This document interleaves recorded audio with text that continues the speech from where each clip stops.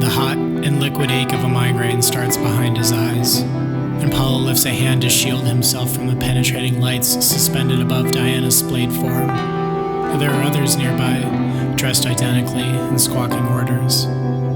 One of the nurses turns to a nearby closet, retrieves a cart, and lands it next to the bed. Another lowers Diana flat, removes the mask to intubate.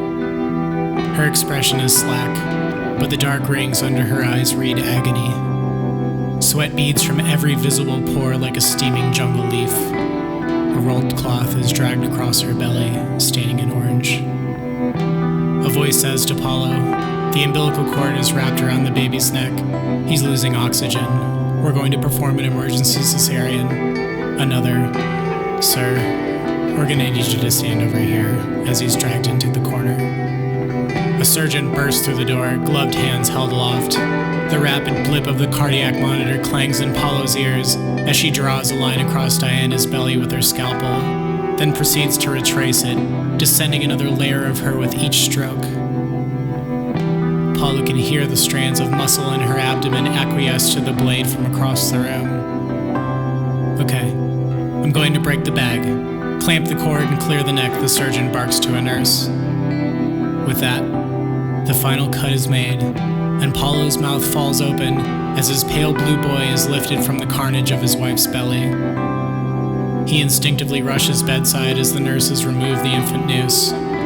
One of them suctions the nose, and Blue becomes pink before him as a beautiful scream leaves fresh lungs.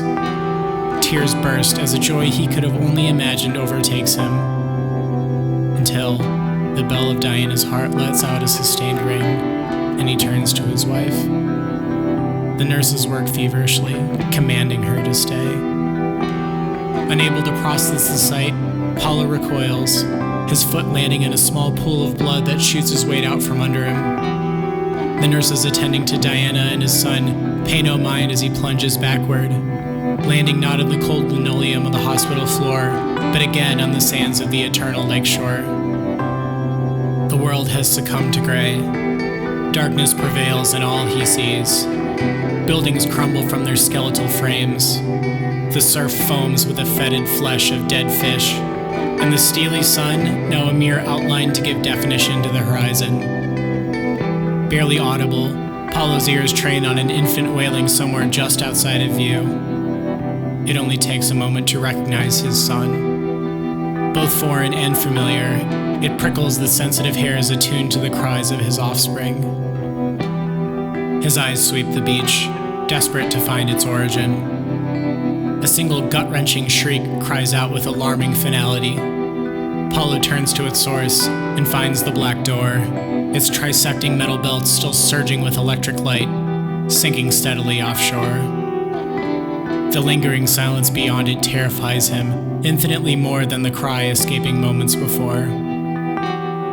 3 steps, and he's wet, spinning frantic limbs toward it as the top descends below the surface. With a lung-filling breath, he plunges himself down, reaches out to grasp the coursing light as it once again becomes one with his memory.